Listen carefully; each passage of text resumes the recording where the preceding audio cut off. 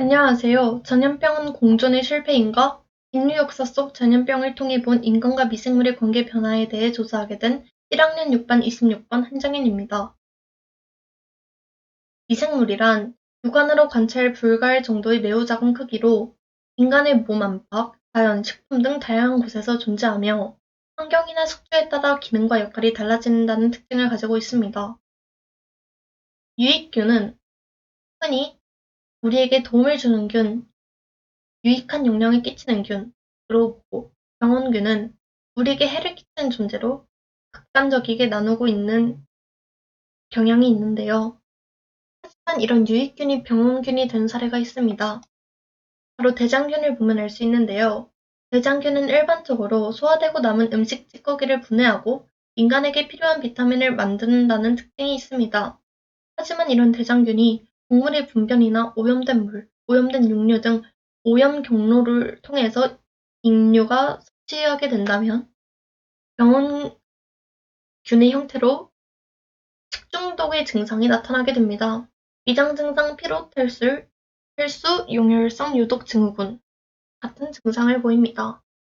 이를 통해서 유익균이 병원균이 될 수 있다는 사실, 즉 미생물이 환경원에 따라 기능과 역할이 달라진다는 사실을 알 수 있습니다.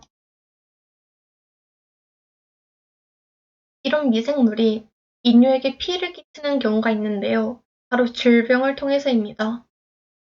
저는 역사적 흐름으로 보는 인간과 미생물과의 관계, 즉 질병이 인류에게 어떤 영향을 끼쳤는지, 어떤 피해를 입혔는지, 그 과정에서 어떤 역사적 사건이 있었는지를 발표해 보려고 합니다.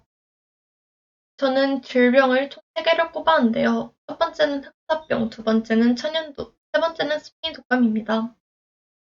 흑사병은 14세기에부터 18세기 중반까지 발현된 질병인데요.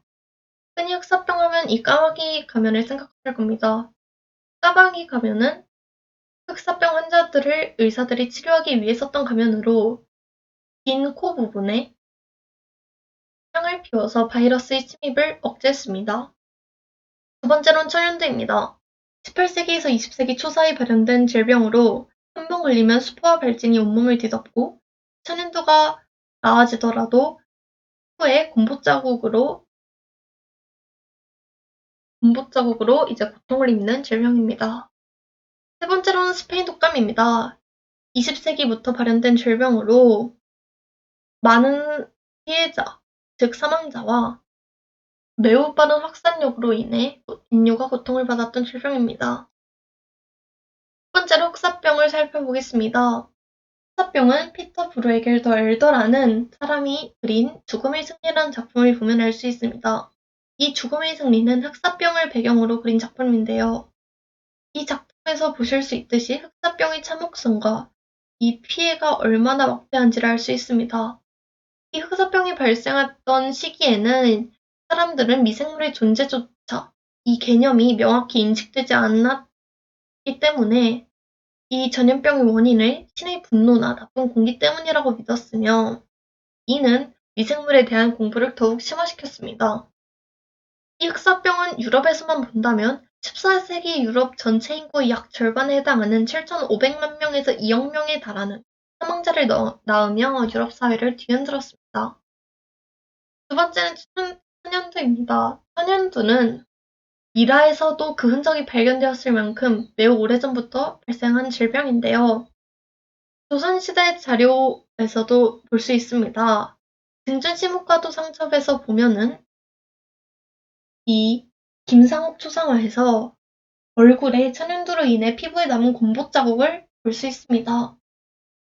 이를 통해서 당시 조선시대 사람들도 천연두로 고통받았다는 사실을 알 수 있는데요. 이런 천연두는 혈치료와 낙타를 거쳐서 돌연변 형태로 인간에게 살아남아 전염이 되는 질병으로 가장 큰 특징이 인간에게만 전염이 된다는 사실입니다.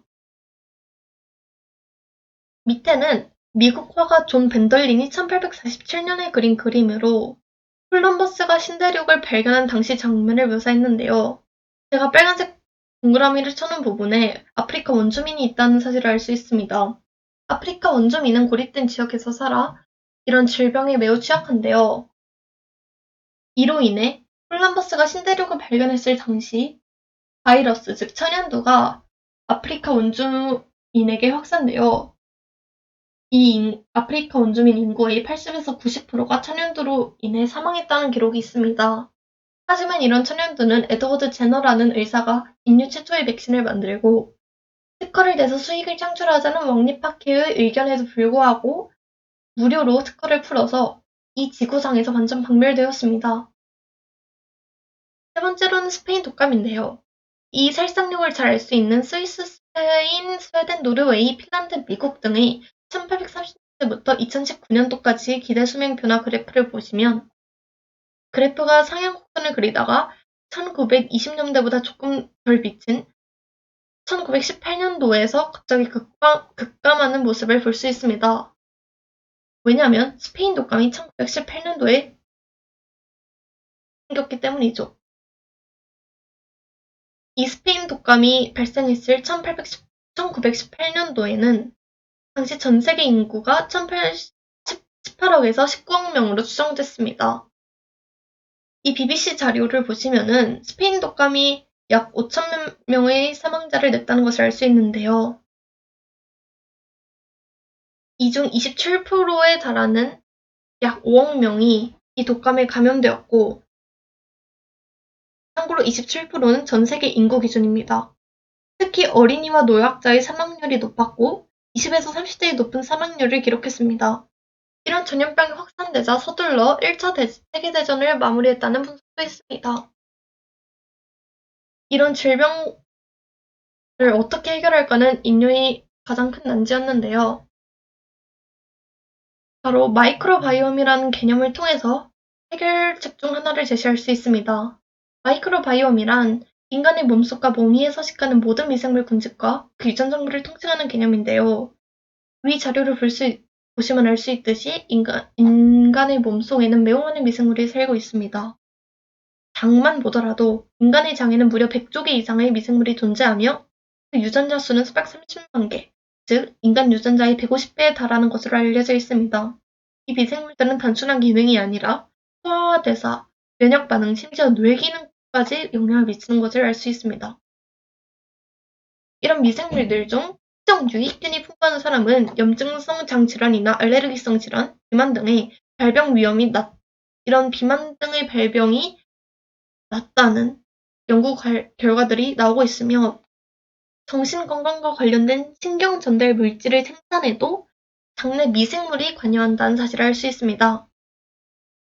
이 유익균이 풍부한 사람이 이런 새로운 질병에 걸릴 위험이 낮다는 것을 토대로 의료 분야에서 분변 미생물 이식이라는 FMT 기술을 적용했습니다. 이 기술은 건강한 사람의 몸에 있는 미생물을 타인에게 옮기는 것인데요. 이를 통해 항생제 내성 문제를 극복하거나 자가 면역 질환, 우울증 치료에까지 사용되고 있습니다. 이런 전염병의 사례를 통해서 미생물을 억제하거나 제거하는 것이 아니라 함께 조율하고 인간과 미생물의 관계가 단절되었을 때 발생하는 전염병이라면 마이크로바이옴은 그 관계가 회복되고 공존의 방향으로 나아갈 수 있다는 가능성을 제시합니다. 또한 과거에는 미생물에 대한 과학적 이해가 부족했고 위생 개념도 확립되지 않아 전염병이 급속히 확산되었음을 알 수 있습니다. 하지만 오늘날에는 그렇지 않죠. 하지만 전염병은 여전히 발생하고 있으며 이는 인간 중심의 개발과 환경 파괴, 도시화, 기후변화 등 인간 활동이 미생물 생태계의 균형을 무너뜨리고 있음을 알 수 있습니다. 이를 통해 미생물과의 관계를 이해하고 조화롭게 조율해 나가는 과정은 인류 사회가 보다 지속 가능한 방향으로 나가기 위한 필수 조건임을 알 수 있습니다. 이상이었습니다. 감사합니다.